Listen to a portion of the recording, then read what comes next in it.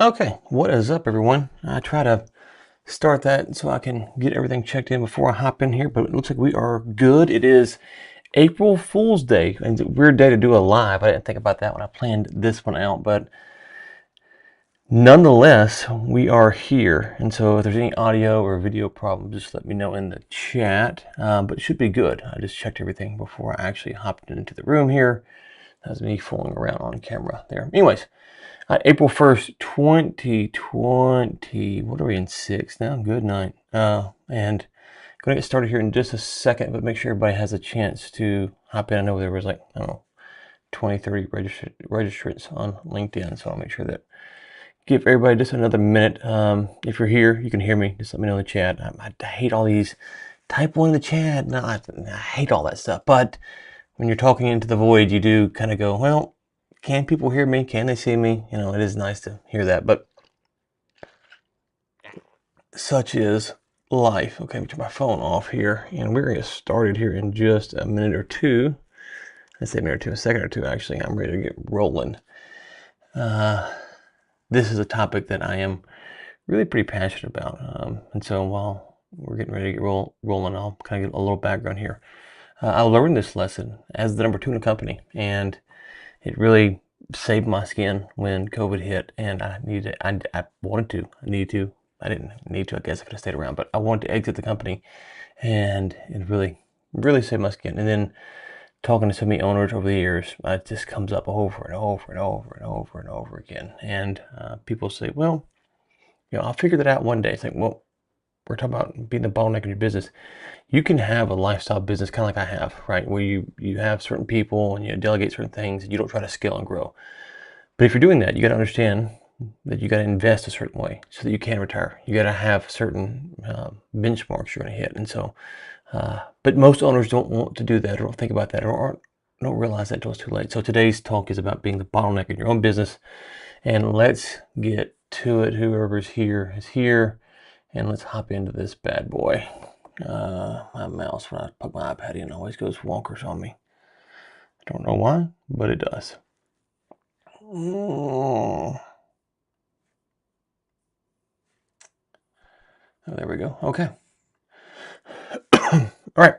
So, yeah, we're good. So take your business back, the 90-day sprint to stop being the bottleneck in your business. And I'm going to tell you right now, like I tell every client, every person I speak to, is that the odds are that you can hit this fully in 90 days. It depends on where you're at, right? It depends on, how much leverage you have, how much you can, how many people you can hire. I want to adjust this. This is bugging me a little bit. Yep, I fix that. I fix that. There we go. I'm gonna fix that. There we go. Cool.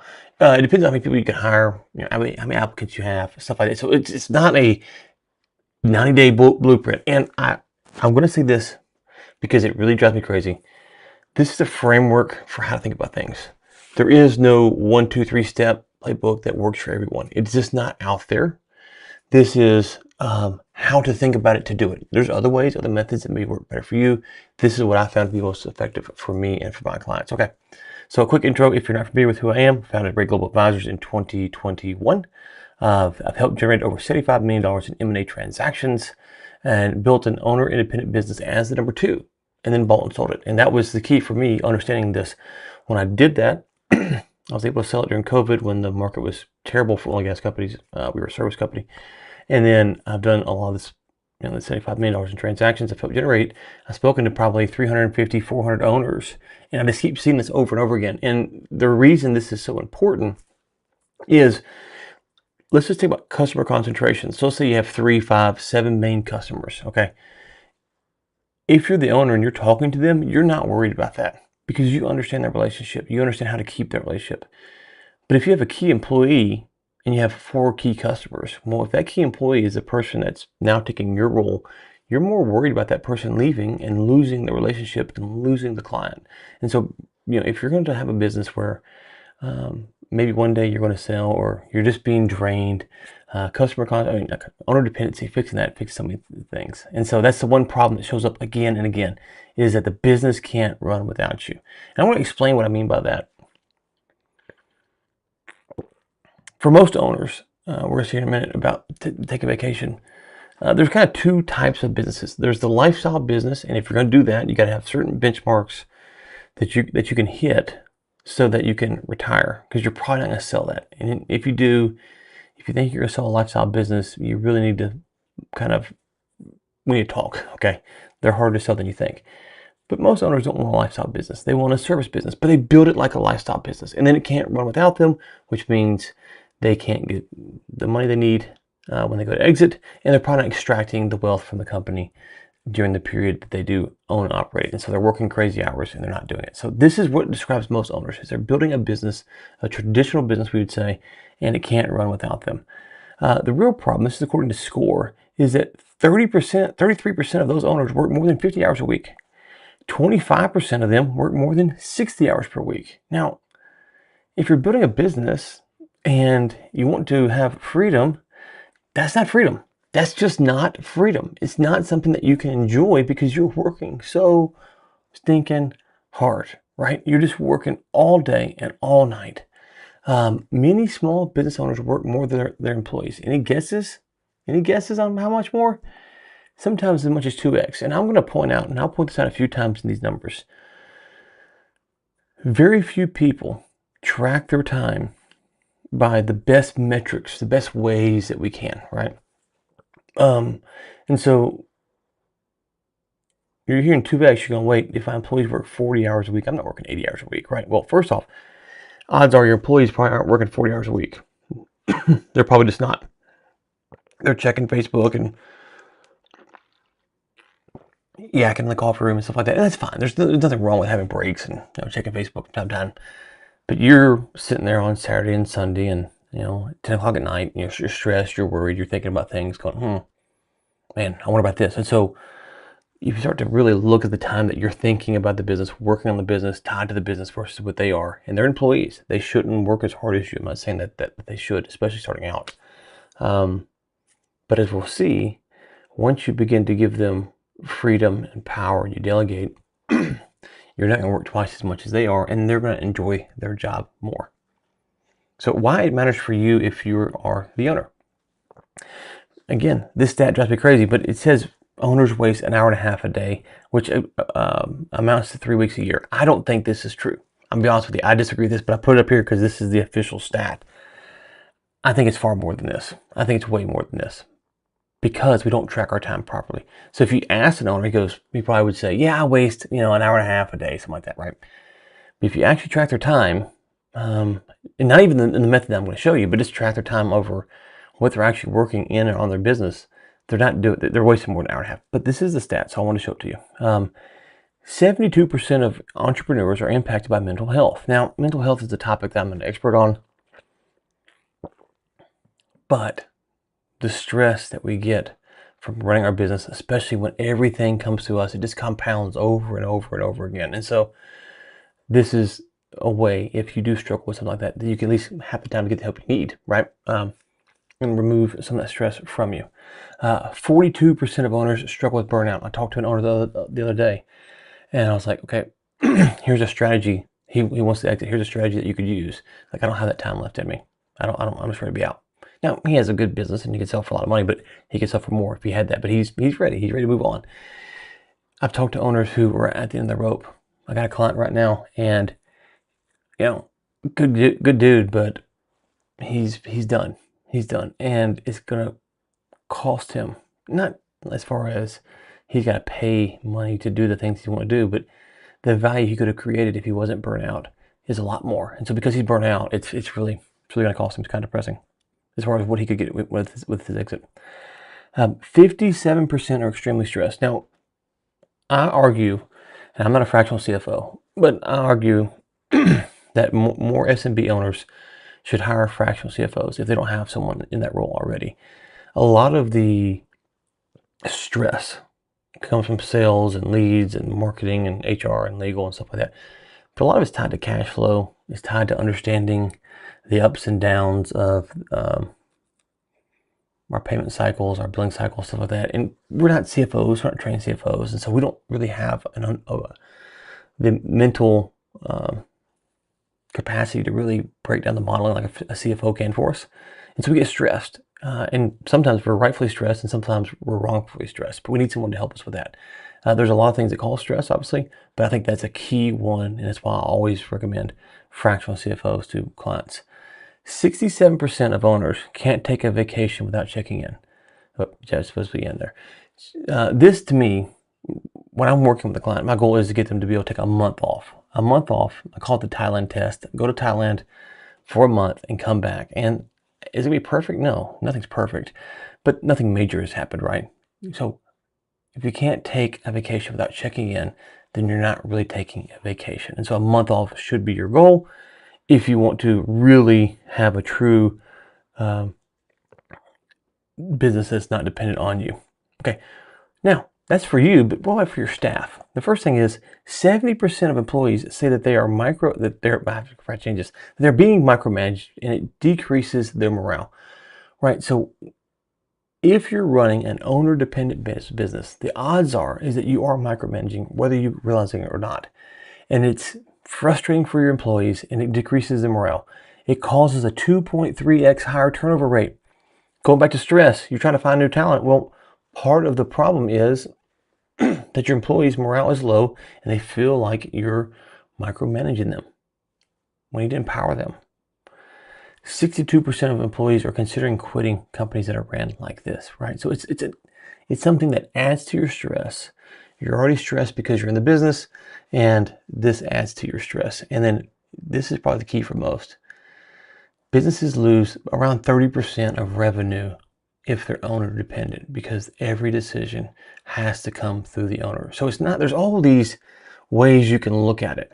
And that's why I say that curing owner dependency, if you will, is the biggest lever for most owners to pull. Like fixing that. If you could fix one thing, I would work on this, because that forces you to fix other things, and it empowers your employees. And it does so much to your business. And so it's not something that's like, okay, this is cool, but no, it actually impacts your business in all kinds of ways, in ways you're not even thinking of right now. And I'm going to show you that a little bit in a second. The first thing is, when you're stuck in the business, you begin to think that no one can do this like I can. I've been there, and a lot of owners are too. But if we're being honest, we're not the best. We're not the best at sales and legal and HR and operations. We're not the best at all that. We can't be. And we're not the best at any of it, because there's people who are more successful than we are. So we're not the best. So there are a lot of people who can do it like I can. Then it ties into identity frustration. The amount of owners I've heard that don't know what to do next if their business goes away, or they tie everything into their company, because they are working twice as much as their employees. They are grinding. They are working hard. And their identity is fused with their company. And let me just be honest with you. This is not to be rude, but when you retire, close your doors, or die, whatever happens, there is an exit at some point in your company coming. Not to be morbid, but it is coming. People will forget you existed and your company existed, right? So it's better to build a business that's not dependent on you, so you can enjoy it more. Don't let your identity be fused to the company. It's going to cause frustration. It's not saying that your company can't help the community, can't provide jobs, it can't support things. It should do all of those things. But if you're owner dependent, you begin to think that those things are really important to you. And a good example of this might be the local Ford dealership. Now, the local Ford dealership or Chevy dealership or whatever it is in your area, you might know the name of it. When I was growing up in Louisiana, well, it was Hickson Autoplex, but I only met Hickson one time or two times, whatever it was, because I can't remember how, but I never went in there. All the times I went in there, never thinking I was going to deal with Hickson, nor did I care. I didn't expect that, right? When I go to a nice restaurant, I don't expect the chef to even be the name on the building, if it is named after someone. So the company can represent you. It can represent what you stand for.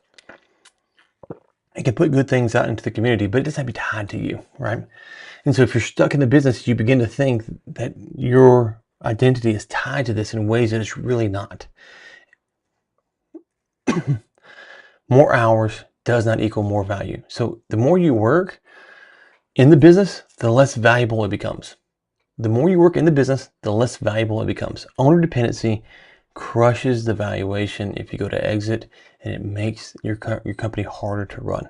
So it's something that you want to fix for a lot of reasons. But it doesn't equal more value if you're working hard. So don't think, I'm a grinder, I'm working 60 hours a week. I talked to an owner a few years ago. He's doing $30 million a year in revenue. $30 million. And he told me, if I go away, the company closes its doors. $30 million in revenue.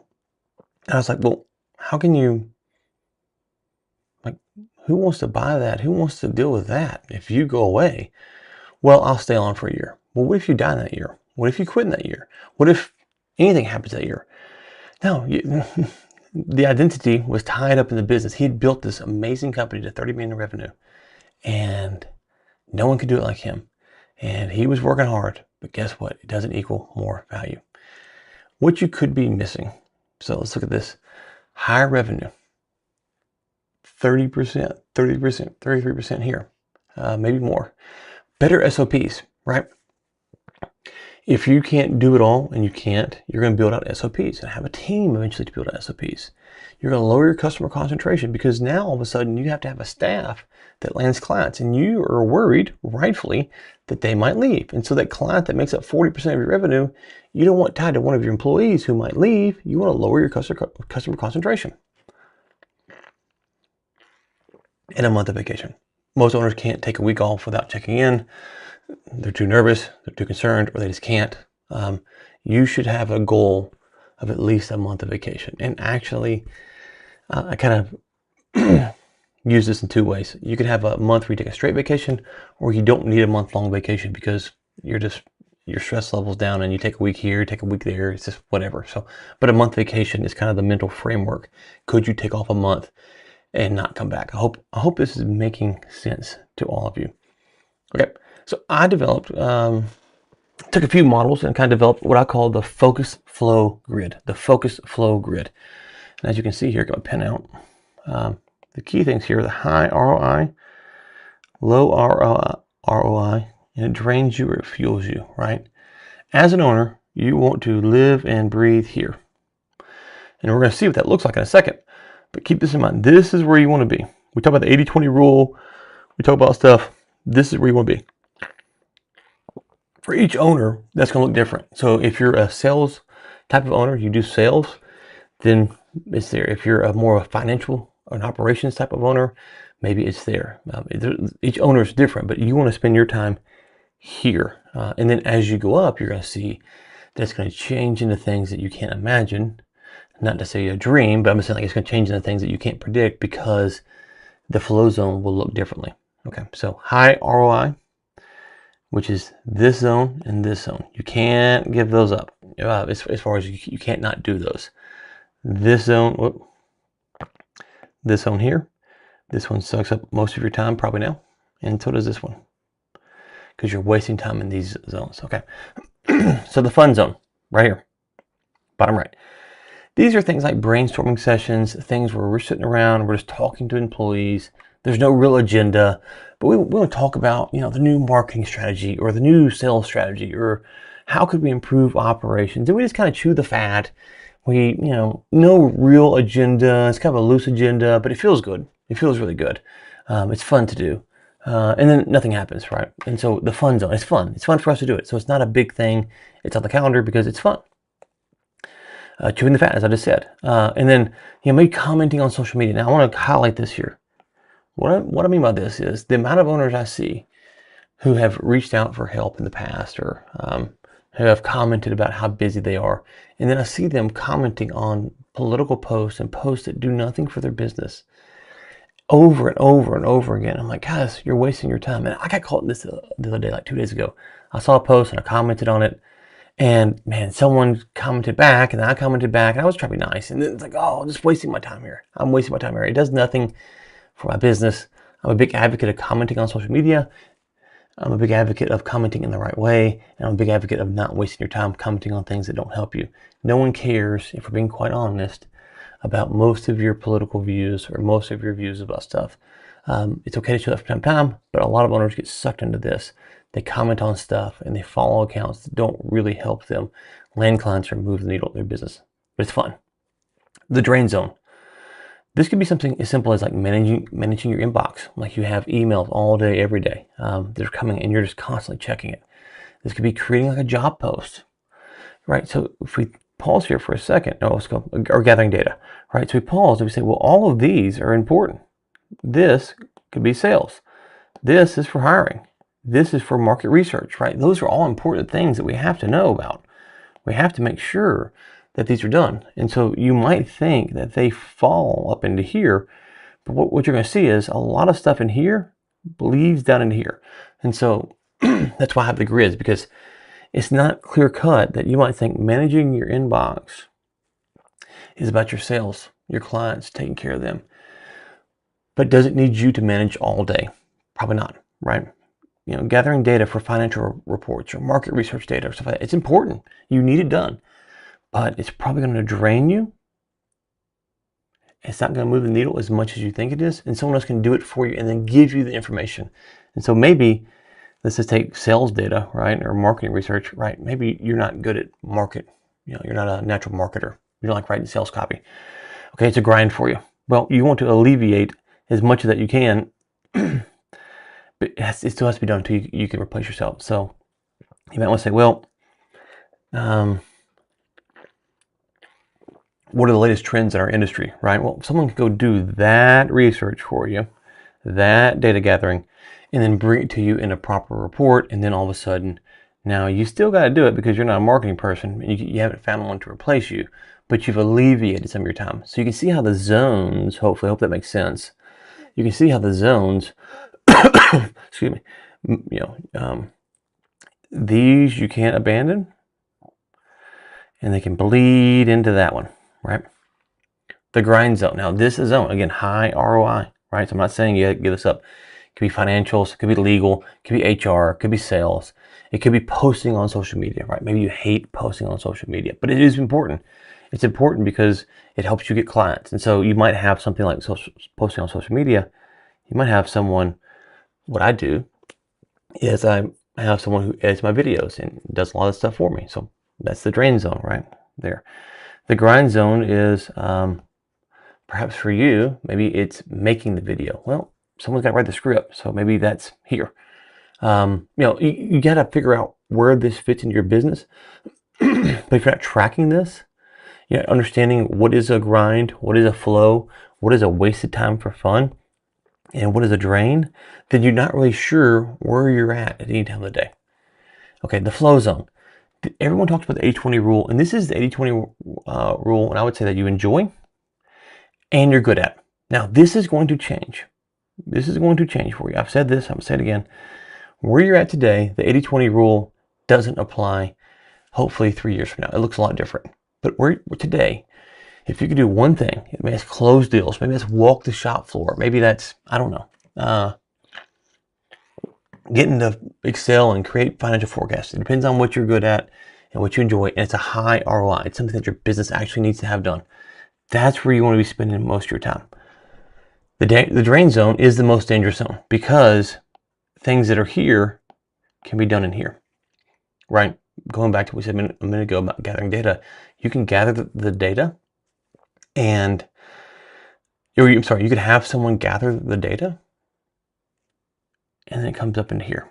And then you're ready to do what you need with it. But you have to understand how these zones work and how they apply to your business.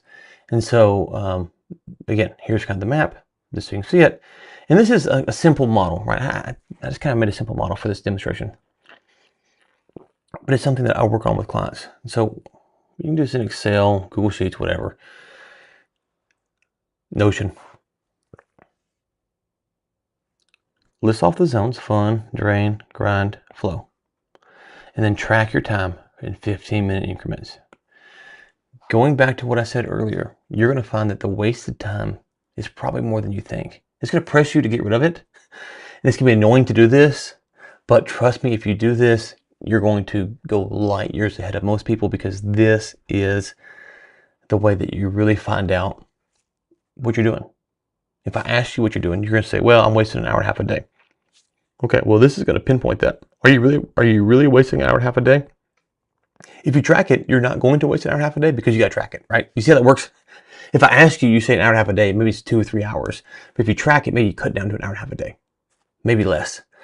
And so by building this little simple tracker here, which zone, 15-minute increments, you can begin to start the process of understanding what you got to do. And here we see, again, this is all kind of a mock. We checked email, we emailed past 2 accounts, and we did some market research, and we had coffee and checked Facebook. Now you may think, well, I checked email and I just put $15 an hour. I don't know what a VA is going for, or an admin. I just put some fake numbers down in your area. So we'll say 15 an hour for now. But you checked email. It seems important. It feels important, right? But honestly, it's something that distracts you.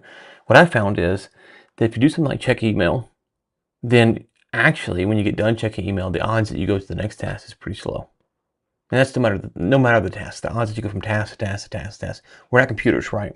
So probably it's 8 to 8:15, and then we maybe take a minute or two, go get coffee, something like that.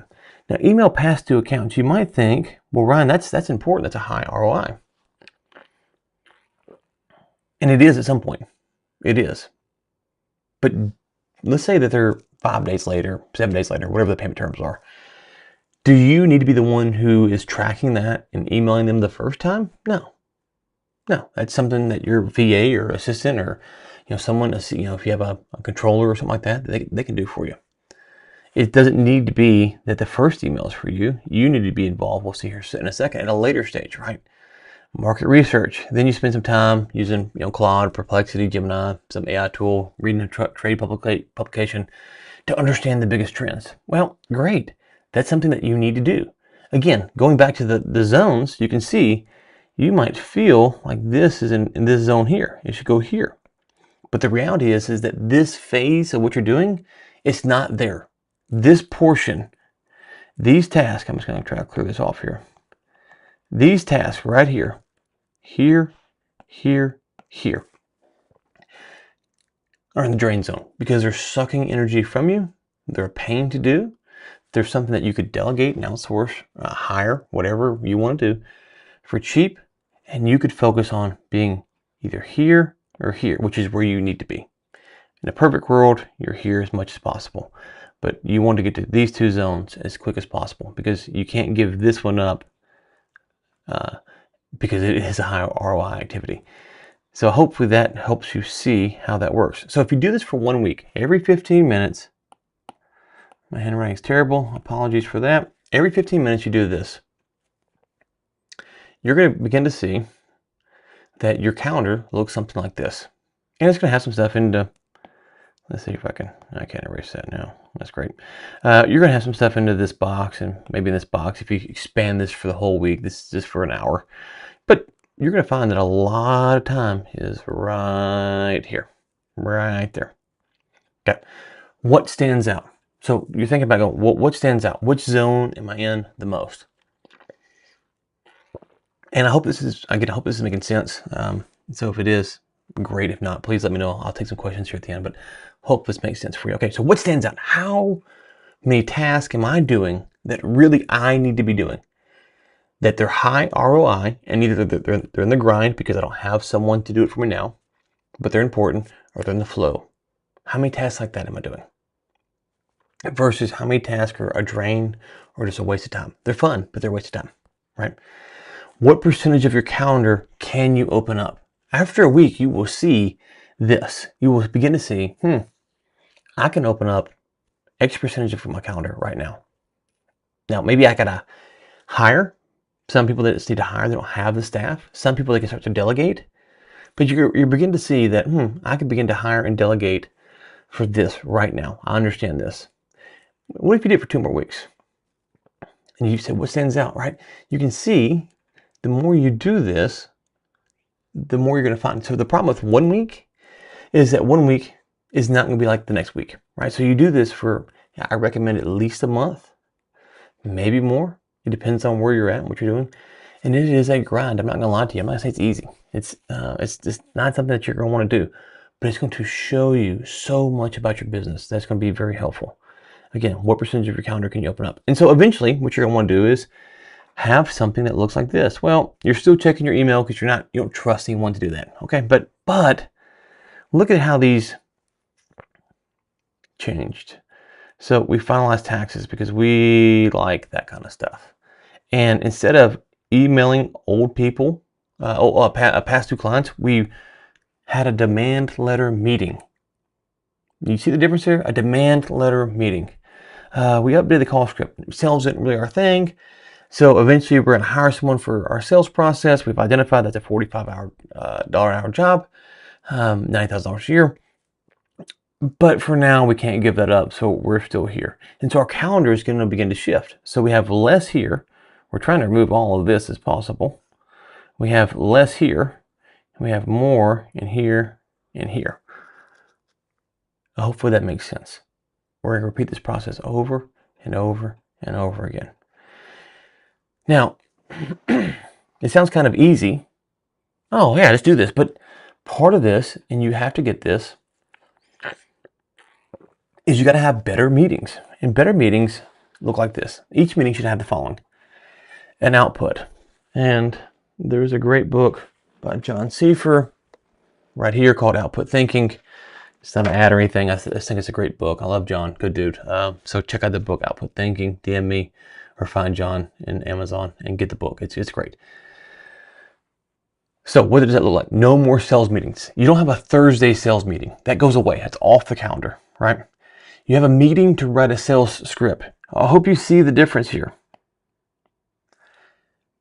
I hope you see the difference. You don't have a sales meeting on Thursday. You have a meeting to write the sales script. And you might go, whoa, sales, wait. I don't need that every week. You're right. You don't need that every week. You don't. And we're talking about that in a second. So action items. So you're going to have an output, the meeting to write the sales script. What is going to be done? What's going to be done from this? Well, we have our meeting about our sales script. Depending on your company, maybe it's 3 sales scripts for different products or whatever it is. What's going to be done? Well, we're going to look at this and say, we're going to give this to Tom, and Tom is going to go and create 3 sales scripts, and he's going to put them into Claude or Gemini or whatever, and have them analyze the scripts, and begin to have the outputs. We're going to track the outputs. The output was the sales scripts. What's going to be done? Which is now that this is either the meeting created the sales script, right? Or it was to give ownership to someone of who's going to do it and when's it going to be done by, right? Now, you might be thinking, I'm not sure in one meeting we can solve a problem. So in this case, the sales script, right? So we're not sure that we can solve the sales script issue in one meeting. So we have our meeting with the agenda that we're going to write the sales script. At the end of that, if we haven't finished that and we don't have something that we can give an action item or an ownership to someone to do that task, what we're going to do is say, okay, well, the action item now is, instead of having the sales script written, we're going to come back with next Thursday with, each person is going to bring 5 variations of a sales script back with the research. And the people that are in charge of this is, Tom, Betty, and Harry or whatever. And then we're going to meet next Thursday to discuss this. So it can go either way. The output from the meeting might be accomplished and you're ready to go ahead. And if it is, what is going to be done from that meeting? So you wrote the sales script in the meeting. Let's just take that. We wrote the sales script. We got that done. So check there. Now what's going to be done? Now, oh man. Yeah, sorry. What's going to be done? What's going to be done is we're going to give this to all the salespeople, right? And who's going to do that? Tom. And not only we're going to give it to the salespeople, we're going to put it through AI or record the calls, or there's a lot of things you could be doing here, but you're going to have, what else will be done? So we're going to say AI check, just to put that there. We're going to record calls, et cetera, et cetera, et cetera. And Tom is the person that's charged of this. And then the next meeting is no longer a sales script meeting. Now it's a conversion meeting. Maybe it's a sales script improvement meeting, So we've got the data. We're going to meet next week to see which script works best or when it works best, or right. So you can just begin to move up the ladder, and you can build a system that's now very helpful for you as well. So what happens in 90 days? It's simple as Dave Chrysler once told me. I love this. I don't know if he got it from somewhere else or not, but I always give him credit. It's simple, not easy. It's simple, not easy. So all the stuff I've laid out here for you is really simple to do. You just got to do it. Research shows that adding structured accountability to owners' goals can raise the odds of success by 65, as little as 65, but as much as 95% compared to going at it alone. And we all know this. We all know this. I don't think that there are those owners who can do it for the most part by themselves. But a lot of times, especially tracking your time every 15 minutes, it's just a grind, man. It's just a grind. Executives who receive coaching, not just training, have been shown to boost productivity by 86%. If you took these models that I just gave you and you implemented them into your business, I think it's safe to say that for most, 86% increase of productivity is going to go up. The question is, do you want the help along the way? So if your calendar right now, if you make this calendar and you actually track this for a week, and it looks something like this, you obviously expand it out, then you have to start regimenting your time. You have to start making it accountable, your time accountable to you. You can't have it to where you're sitting there going, I'll figure that out at some point. You have to, I'm sorry, I'm doing two things at once here. You have to get to the spot to where your time is actually working for you. So what's next? What you should do is when you leave here, you need to map out, and again, apologies, I've got to pull something up here. You need to map out the focus flow grid for your organization, right, for you. You need to map this out and you say, hey, these are the things that you need to do right now. Right? These are the things. Spend kind of an hour. What is the flow zone? Where do I want to be? What does it look like? As I said earlier, the flow zone today for you might be closing deals. It might be making some kind of reports or reading legal documents or whatever. But what I've encouraged owners is, let's say that you own a local plumbing company or roofing company or a SaaS company. It doesn't matter. You're a founder of a SaaS company.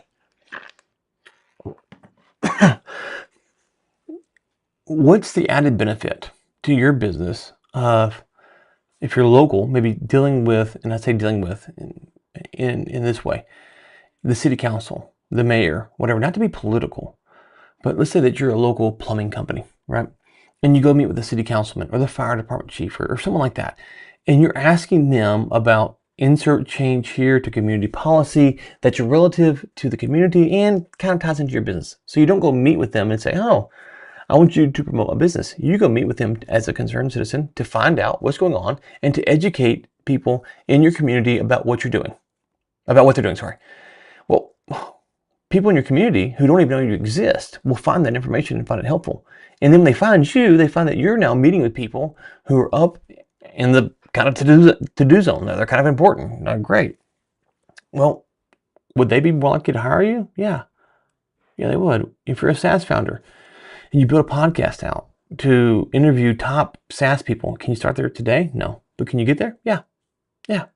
Could that bring revenue to your business? Absolutely. So the flow zone is something that you're going to move upstream into ways that you can't even imagine what's going to look like now. And that's just a few examples. There's a lot of ways that could work out. But the flow zone where you're at today versus where you're going to be is going to look different. But where you're at today, and today could be like closing deals. I just want to close deals. Well, if you want to close deals, then you got to get out of the drain zone. You need to have someone to help you with that. So what's next? You're going to build a time tracker. I've already showed you this. 15 minutes, 4 zones, and you're going to list this out and you're going to be relentless with it. You are going to be ruthless. You're going to be accountable to it. You have to do this.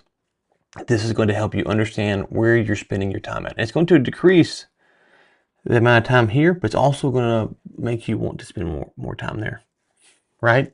Because you're going to be a little bit more tired because you've tracked all your time. And it's a pain. It is not a fun exercise. I don't want to pretend like it is. It's not a pain. It's just, if it was fun, I would say, hey, this is fun. It's just not, but it's important. It's important until you get to where you're spending most of your time in the flow zone. You're going to create output for the task and delegate, right?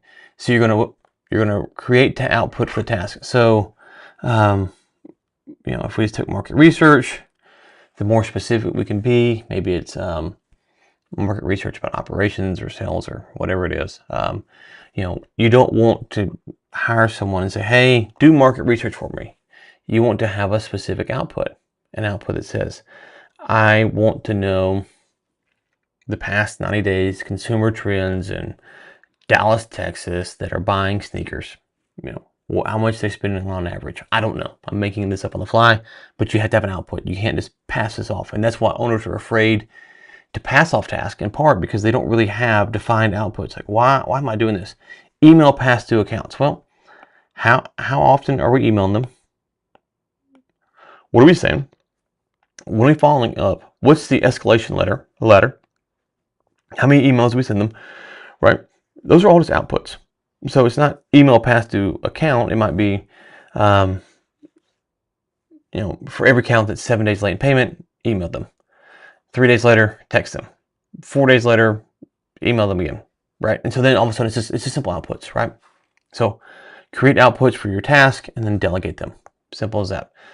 Again, research is simple, not easy. As Dave Chrysler once said, I love it. Research shows that adding structured accountability, that's terrible, to your goals can raise the odds of your success by 65 to 95%. And those who don't just receive training, but actual coaching, 86%. Okay, so where does that leave us? That leaves us here. If you are an owner and you're looking for this kind of help, you want this kind of support. Owner dependency is a huge, huge issue. I'm going to drop this here for you. And there's really a few options. Option one is you just want to have kind of a one-off thing. Like, hey, I just want the plan for the next 90 days. We're going to go through this with you. Okay, that's the only option that you can do kind of a buy now. Option 2 and 3, I take on limited clients, so you got to book a call to see. And this call is not I'm going to pitch you. This is are we a fit? Do you like how I work? Do I like how you work? Because I do take on limited clients. So option 2, you can book a call. Option 3, it's my highest ticket offer, and you got to apply. And that's because I don't want the stress of this high ticket offer to impact you, right? So I try to thread the needle of making it enough to where when we talk about it, you're not stressed about what you've paid me, but you've paid enough that you want to talk and you want to get the work done. It's a weird dynamic, but if we're being honest, that's all that we're trying to do here. We're trying to thread that needle. And so you got to apply for that only because if you're doing 10K a month, this is not for you, right? But not everyone wants the long-term support. They don't want 6 months. They just want kind of a monthly check-in. Each owner is different. So I've got 3 offers. One offer is, and I'm not going to put it on the screen. It's in the chat. If you have a question, you can email me, of course. The first offer is you can buy it today. We can have a kind of a plan for your next 90 days. And then some async support. Offer 2 is you book a call. Let's talk. Let's see if that plan is for you. Offer 3 is you got to apply. I want to take on 2 of those clients a month. So it's really kind of limited on that. Okay, I'm going to wrap this up unless there's any questions here. I don't see any questions in chat. I see there's people in the room, but no questions, which is fine with me. If there are questions, great. Now is the time to ask. If you got anything that you want to ask privately, I've noticed that owners don't like to talk publicly about this stuff. That's my email. It's me. You can email me directly and I will get back to you. Okay. I think we are going to call it. I hope you have a good April Fool's Day as best you can. We're going to go see the new Mario movie today, so excited about that. If you have little kids or even older kids, maybe the first one was fantastic. Hopefully the second one is as good as possible. But anyways, so look forward to hearing you. If you need that link, you can DM me on X or on LinkedIn. If you want to reach out, there's my email, ryan@rgahub.com, and I will be back later.